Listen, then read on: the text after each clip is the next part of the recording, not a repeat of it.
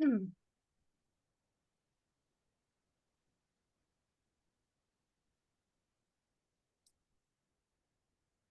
morning, everyone. Welcome. We are so glad you're here today. Um, let's see, we'll just let a few more people in. We'll get connected to audio. Good morning, everyone. And welcome to Wednesday. We made it.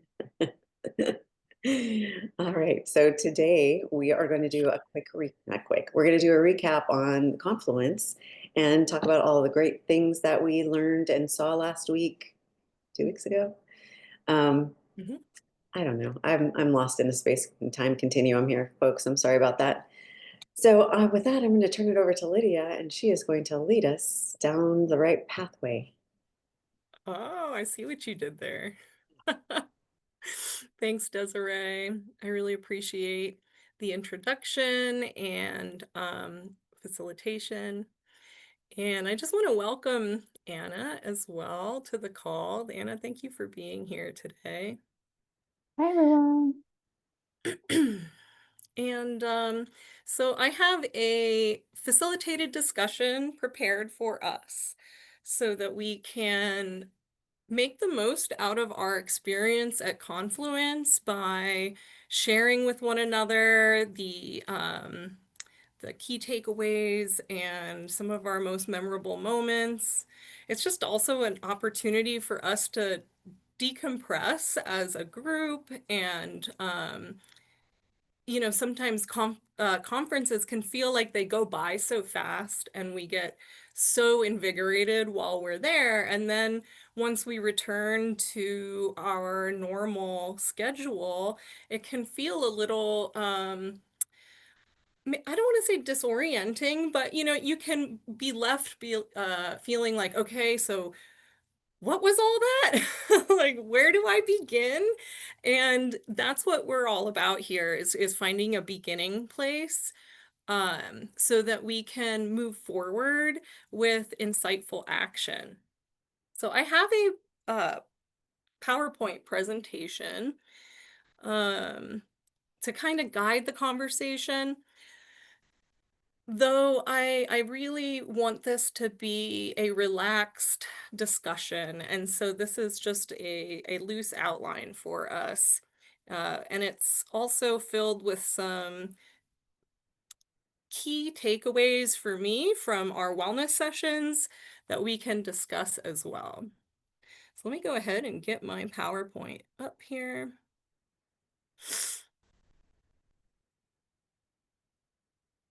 And then share.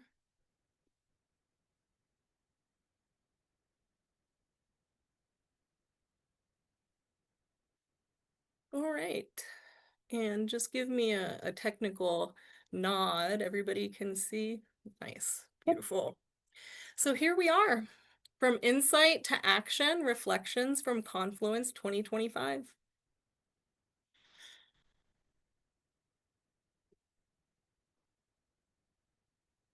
And I wanted to pause for a moment and just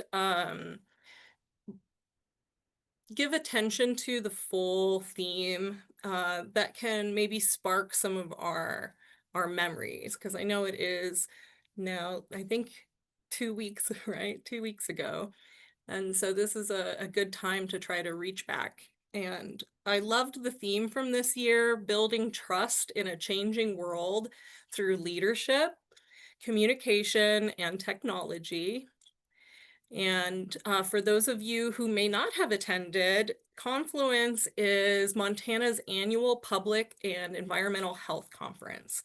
And it, in a big way, also feels like a time for us to come together and celebrate all the work that's being done and acknowledge all the efforts across the state. And this session is a continuation of Pathways to Wellbeing by the Montana Public Health Training Center. And again, I'm Lydia, the Wellness Director. So today we're going to explore takeaways and lessons from Confluence.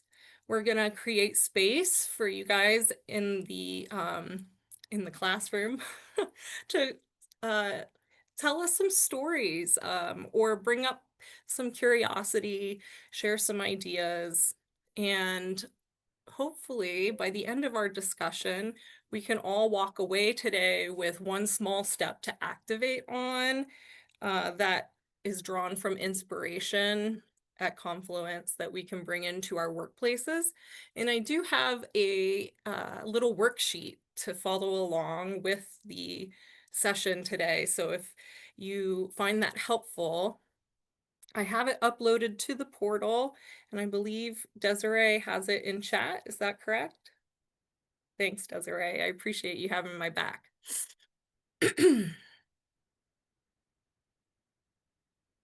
And just so you know what's up ahead, we'll talk about what resonated, group reflection, bridge to action, and wrap up. So I'm curious, for people who are attending today's session, why does reflection matter to you? And feel free to share in chat or unmute and just popcorn style jump in there. But what about reflecting about Confluence is important to you?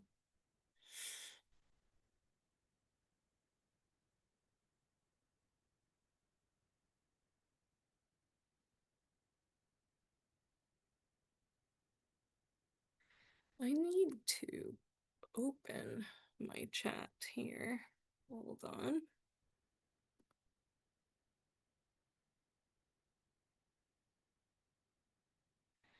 So I can see everybody's icon, and then I can see the chat over here. All right.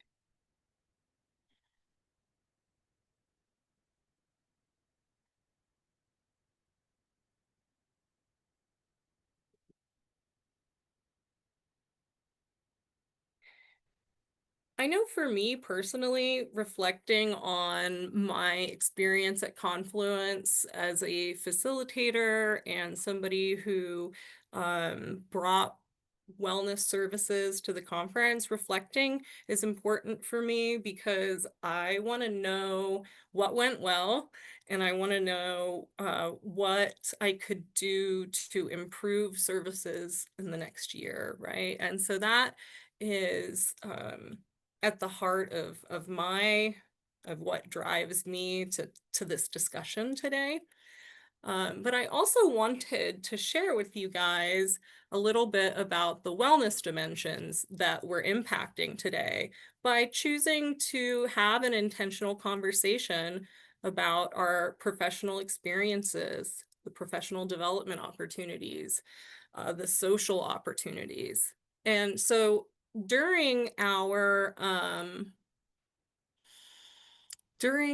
breakout sessions, our wellness breakout sessions at Confluence, we talked about the dimensions of wellness, the 6 dimensions, and how wellness programming should accommodate each area of well-being.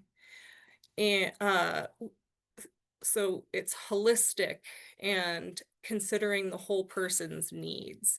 And so our discussion today supports emotional well-being, social well-being, occupational well-being, and spiritual well-being. Because when we align our work with our values and purpose, it breeds fulfillment, right? And so just wanted to highlight the importance really of engaging in conversations like this and how it can really add 4 dimensions of well-being to the workplace. And I have in chat here, Kayla says, likewise, Lydia, we're always hoping to improve the conference for attendees. Yes, thank you so much. And, I appreciate you chiming into the conversation. Hold on one second. There we go. Talking so much my mouth is getting dry. Kayla, I appreciate you chiming in, and I just want to welcome you into the call. For those of you who don't know, Kayla, she is one of the primary supporters of the Confluence conference, and is definitely it's an honor to have you join our call today. So thank you for being here.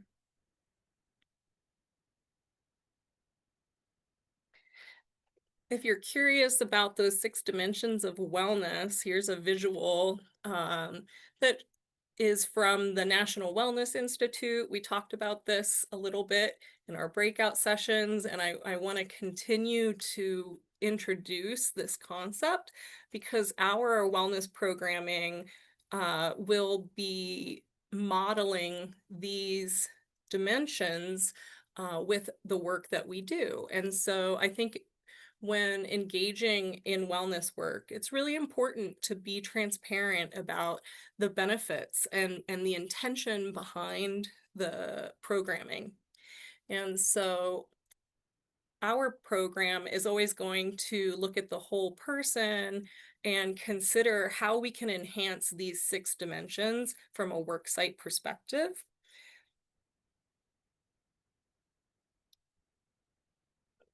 And kind of tying this into the work that we did at Confluence,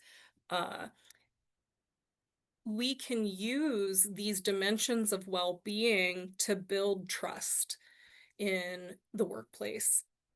And so this was a huge takeaway for me. I just wanted to share a little bit about this, considering how we can shape our wellness programming to foster trust, because building trust isn't optional when it comes to wellness work. It is wellness work, right? It's inherent to the work itself.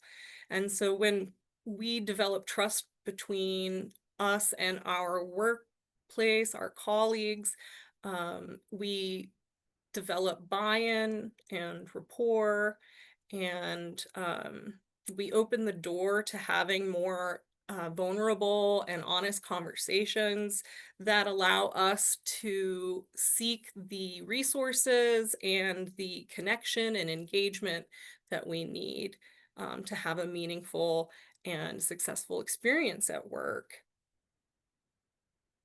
And so just kind of interesting to think about how we can use these dimensions of well-being to enhance trust in the workplace. For instance, when we promote well-being through rest, movement, and hydration, nutrition, those health resources in the workplace show that you care about people's well-being. And so it is going to build a level of trust.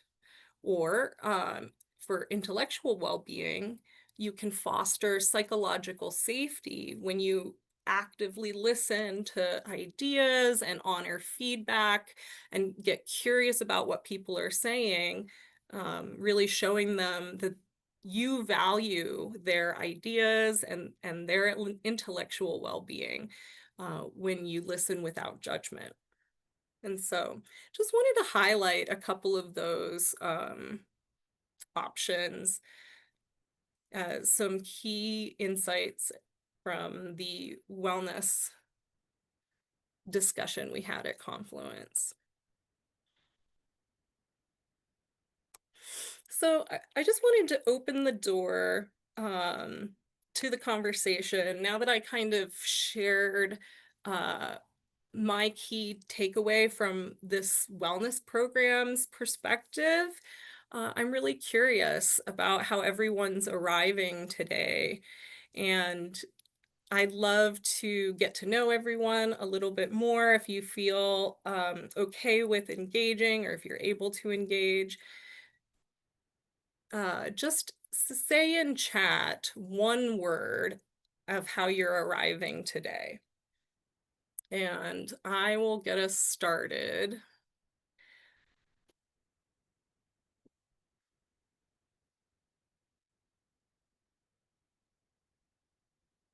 So I dropped curious in chat.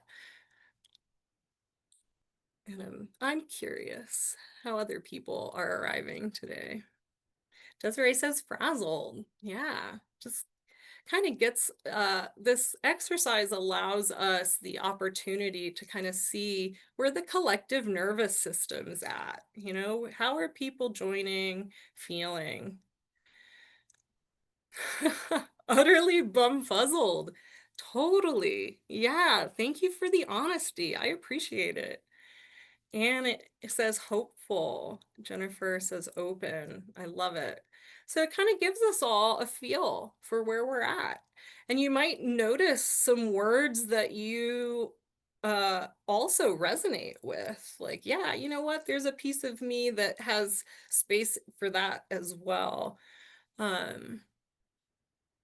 Right, we can simultaneously hold hope and feeling frazzled. So thank you everyone for participating. I really appreciate it.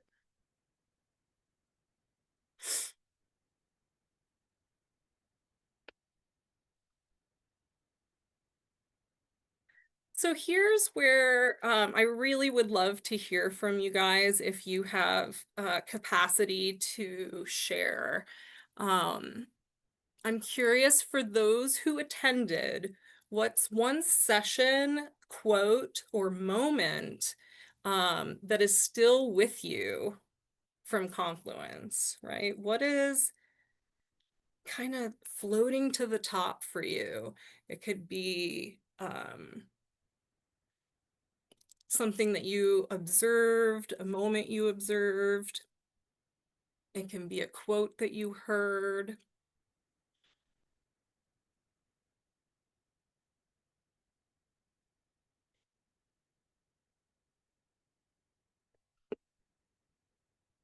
I know for me personally, I I had this moment, you know, we had planned this scavenger hunt where people were given a list of things to go activate on, right? And get a participate in that activity in the conference somewhere. And then if you got all the things on your list, you were entered to win a prize. And we also had wellness programming alongside the conference agenda. One of which was therapy dogs. And I got to observe just naturally this magical moment of when the scavenger hunt collided with the therapy dogs. And we had Teddy, little Teddy, uh, in the wellness room meeting people, and this lovely woman comes in and she's like, I'm here to get a selfie with the therapy dog. And she just got down on the ground with Teddy, and he was so excited, and she was taking these selfies of her and Teddy. And it was just like, in that moment, everything was working as designed. And so it was a really rewarding moment for me to get to observe. And I think that for some reason is the one that was most memorable. We have a lot of options in our a lot of engagement in chat. Sue says, didn't attend, never able to close up the office and leave for that long. Yeah, thank you for sharing that challenge, because that's so real for many public health workers around the state. They have duties that don't allow them to travel the distance, or there's other barriers. And it's a very real thing that people experience. And that was one hope for me, that this session could bring some of those insights to people who weren't able to be there. And I really appreciate you saying that, Sue Ann.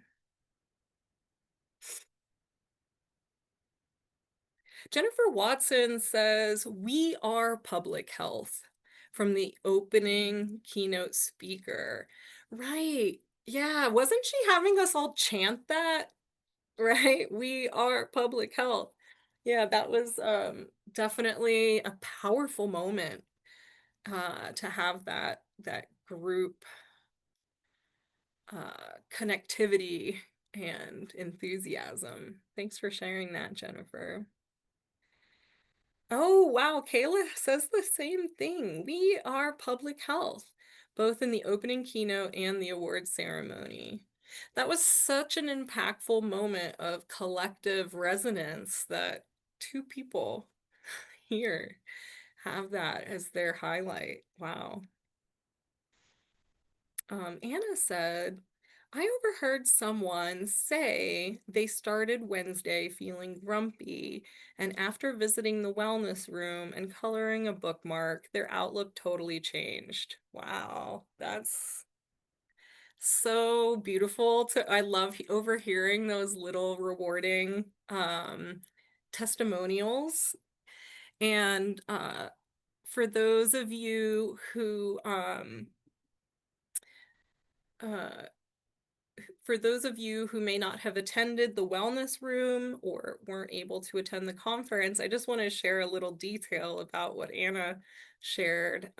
We were able to make coloring bookmarks in Canva for our training center so that people had things to color on in the wellness room. And Anna is a whiz at Canva, so she whipped this thing up and it was really nicely done. And it was just really funny to see, or really rewarding to see how people interact with the components that you put together. And yeah, I could totally see how gratifying that is, right? And just kind of chatting about this, what comes up for me is there really is a high impact of uh,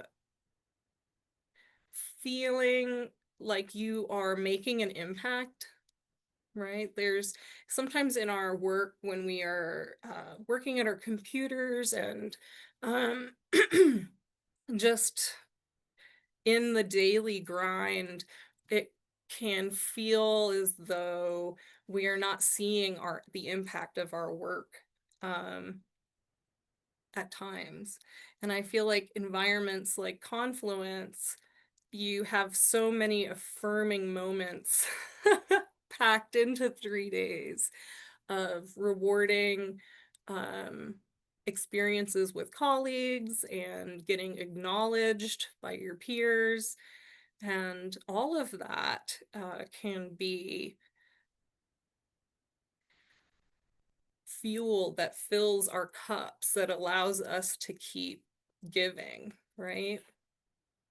So thank you for sharing that, everyone. I really appreciate reflecting on that with everyone. Okay, so just want to keep an eye on time here. We're doing great. This is the meat of our discussion here. We have some full group prompts, and some of these might really resonate and others might not, and that's okay. So again, if you're able, I really appreciate the engagement in chat. It's honestly, I love the ability to just get comments from you guys and kind of extrapolate. So thank you. I appreciate it. But yeah, I'm curious, what does building trust look like in your role? Reflecting on the theme and building trust in our work, in our workplace, in our communities. As a public health worker, where do you notice building trust? And what does it look like in your particular role?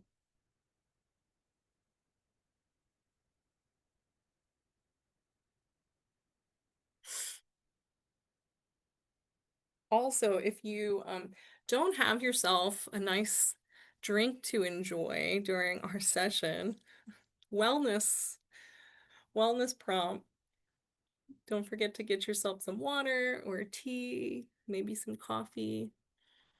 Then we can have, it's kind of nice to have that when you're having a cozy conversation.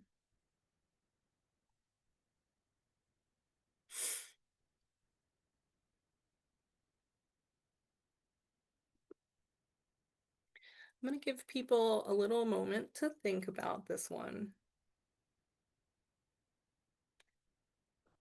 What does building trust look like in your role?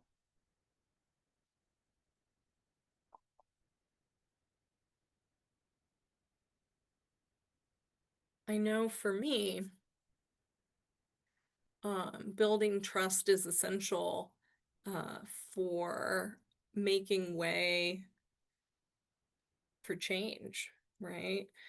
Um, as a director of a wellness program and a health behavior coach, my primary scope of practice is facilitating behavior change. And that can be such a vulnerable place for people to allow engagement, connection. There's a vulnerability to that. And so we're certainly not going to be vulnerable with people we don't trust. And so that's really the axis of my work is building trust with the people that I work with. And for me, that comes through authenticity and healthy communication, right? Always kind of looking to build those communication skills so that I'm aligning what I say with what I mean in the best sense. And I noticed that that builds trust in my role.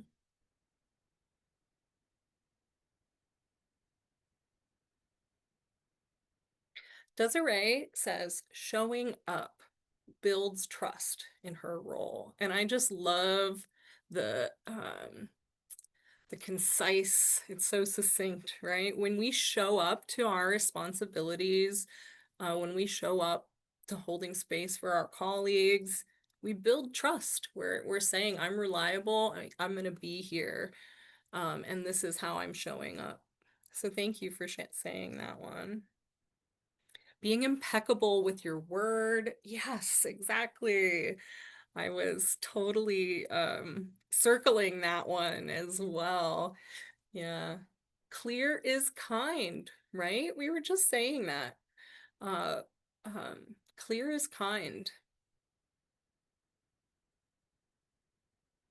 Kayla says, from Confluence, we really appreciate and value trust placed in us by attendees to organize an event that will be relevant and engaging. Attending the conference means being away from offices and families and taking the time to travel. So we recognize the trust placed in us for everyone that attends. Thank you. Oh, that is incredibly insightful to just look at that the role of trust from the conference perspective. I really appreciate seeing the other side of it. I hadn't necessarily considered that piece. And you're right, when an attendee is stepping away from work and duties that they hold near and dear to their purpose and their values, they're stepping away from their families.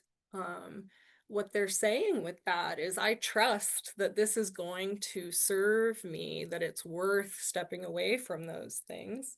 And then there's just the piece of trusting the hotel, attendees trusting that you'll make delicious food choices for them, right? No, the food was really amazing this year. Oh my God. I just have to, oh man. there was several times where I noticed some leftovers at the buffet when everybody was done, and I took a plate back to my room for later.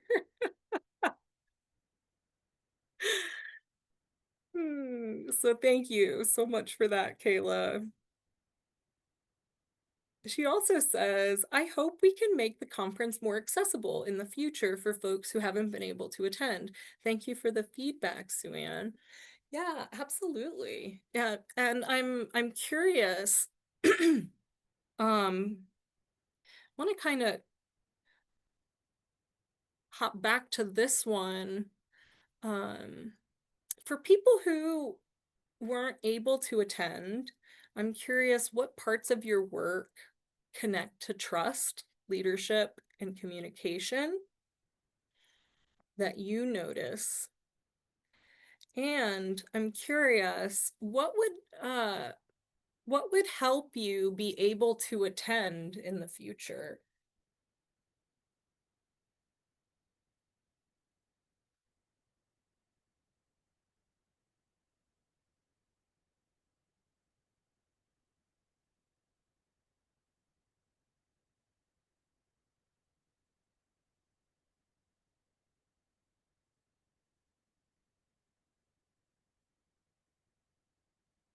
So a couple other reflection prompts.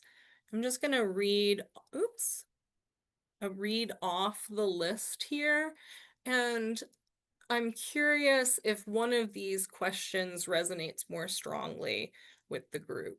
And so, yeah, let's take a look at these other prompts.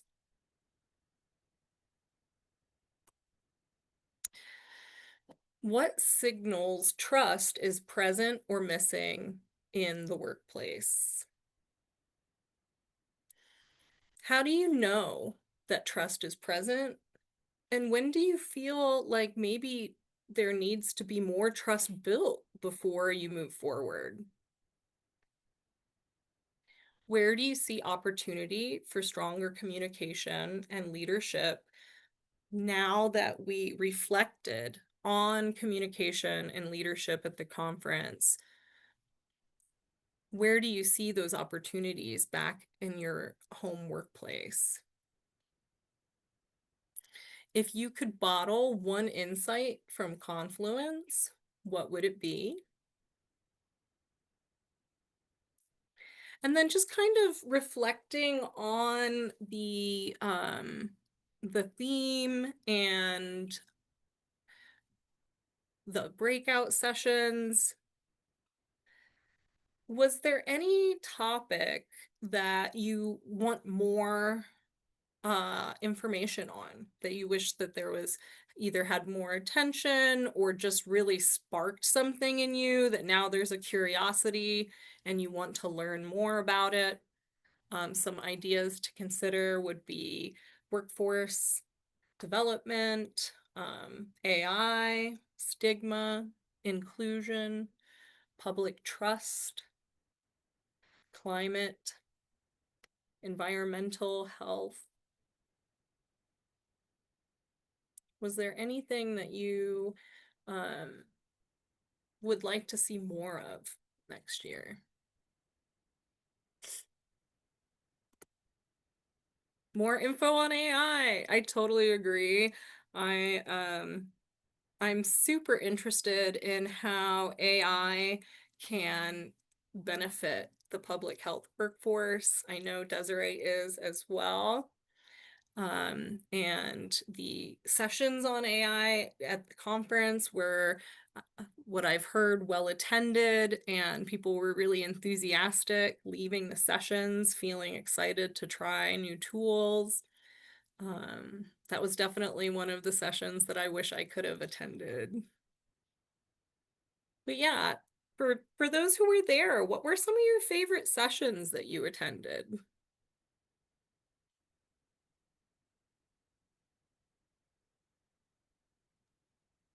Lydia, I'll hop in. One of the things that I have been reflecting a lot on, really pre-Confluence and after, is the 21C initiative, or shared kind of call, if you will, for for all of us to work together to continue to improve the health of all Montanans. And I think in that spirit, there's a lot of trust building that goes along with that work as well, because for it really belongs, the initiative, the learning collaborative really belongs to all of us. And so with that comes a lot of opportunity for trust building, as well as time that will take to continue to build trust across all of our work. And so showing up, as Desiree mentioned, is something that's really ringing true for in my mind about how to continue this work, which comes with it some barriers, which were also mentioned previously in this conversation of showing up quite literally and the barriers to that. You know, work continues on when you're traveling and you're playing catch up. There's funding concerns that are a pretty significant barrier oftentimes for our work. And so, where do we kind of show up both literally and figuratively to continue this effort together,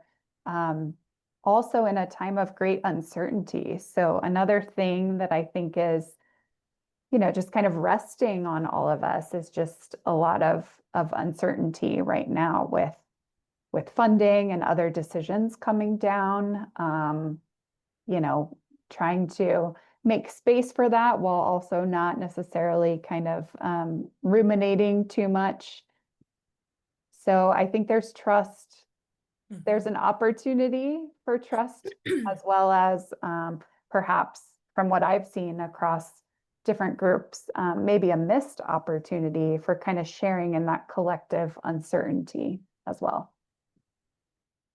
Yeah, what was really coming forward for me with what you shared, Anna, is that building trust in one another as a workforce has become maybe more relevant now than ever, as there is so much uncertainty in the world. The more we can build certainty in one another, i.e. trust, the stronger the collective workforce will be, and the more collaborative we can be as a collective across the state. And so it's really interesting how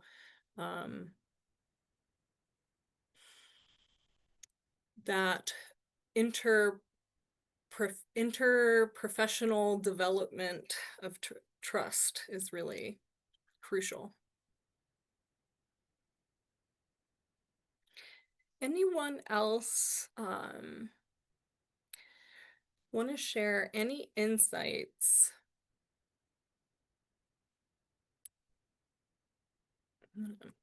Sorry, gotta get past the windows here to. If you have any other insights on trust and communication, leadership from the conference that you want to share in chat, please feel free to. I also just want to always give people a moment to pause and check in with themselves. This is an opportunity to take care of whatever needs are arising. And so I think it's really important to model what building wellness into the workplace looks like. And I just put these slides halfway through my presentations as a reminder. Hydration check, maybe a posture check, maybe just taking a moment to take a few deep breaths and check in with how our body is feeling. A lot of the time we can become so focused on the work at hand and trying to get things accomplished that we actually just shut out that somatic feedback of what our bodies are needing. And so it's always good to just check in real quick. And I want these sessions to be a time that are not only beneficial for us to discuss wellness topics, but also a little bit of time for you to take care of yourself that isn't as structured as the rest of your day might be. And so, yeah, just a quick check-in before we move forward.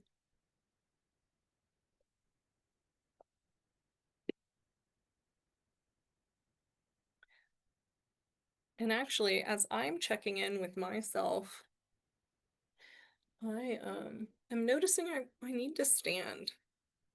So I'm gonna make an adjustment.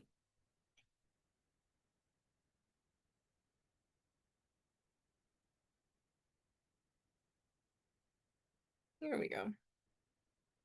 Thank you for allowing me some time to take care of myself. All right, so this is the segue to our second half of the conversation, which is really all about taking our insights from what we learned at the conference and shifting them into action by honing in on one small step. And this could be just following up with a connection that we made, right? Like, oh yeah, I met that person and got their card. I know it's in my purse somewhere, you know, but I really want to make that connection. And so maybe that is your next action. Maybe you got inspired to try a tool such as AI, and that can feel really overwhelming if you've never played around with any AI tools before. And so it might be an action step to do a little bit of research on which AI tools you have access to and how to best use them. It might just be looking into a source that you were told about in a breakout session.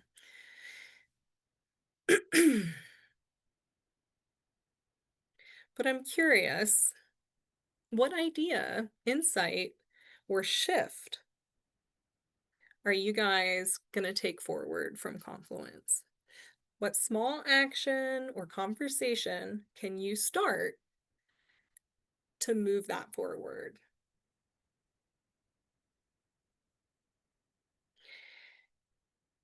And just a reminder, if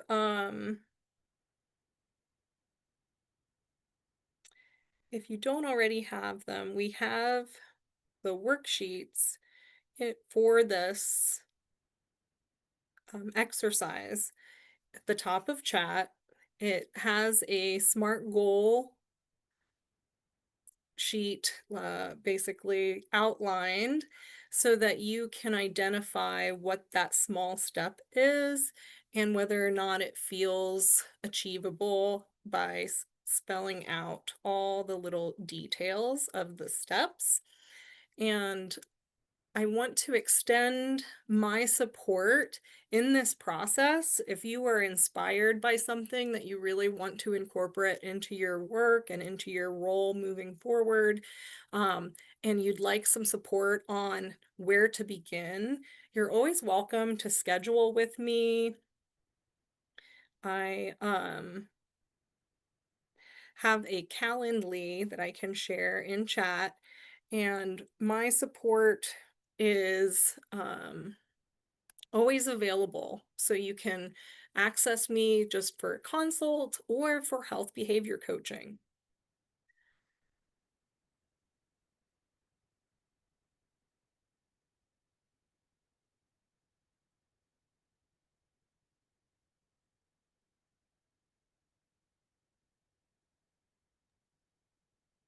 Lydia, I'm hoping to share a quick takeaway, and I'm Yeah. saying it here so that you and Desiree can help me activate on this and hold me accountable. One Yeah. session that I attended during Confluence was about building community partnerships. And one of the recommendations in that session was essentially starting your conversation with agreed upon community agreements or traditions. Interesting. And, I think personally, I've both been in so many meetings. Bye, Kayla. Good to see you. As well as facilitated so many meetings where it's like, we got to get right to business. There's so much to do. There's so much to talk about and accomplish that sometimes like we fail to take the time to have even agreed upon, community traditions or agreements. And so taking the time to outline those at some point as a team and then continually kind of refer back to them or perhaps revise, seems like something that I'd like to try to take with me moving forward for our meetings and our team. I would love to try that. It sounds to me like that is culture building, basically, is coming together as a group and collectively saying these are the agreed upon conditions on which we engage with one another, right? And so that's intentionally establishing cultural norms, which you guys know is my jam. Thank you for sharing that, Anna. I would love to practice that and see what that, kind of experiment looks like for our team. So for those of you who are still here, if you would like, please share one word with how you're leaving today. So if you joined our call, we started the call with a one word check-in of how you're arriving, and I'm curious, what's one word of how you're departing the call? I know for me, I started with curious, and um, I'm leaving contemplative. Really have a lot to think about, and so I appreciate everyone's engagement. Serene. I'm happy to see that shift. Contemplative is how nice, nice. So we have some similarities building in the group. Thanks, guys. I appreciate it. Just remember when it comes to building trust through leadership and communication, you got this. We believe in you and we got you. So if you need any support with integrating any of the ideas or inspiration that you receive from today's call or from Confluence, please feel free to reach out.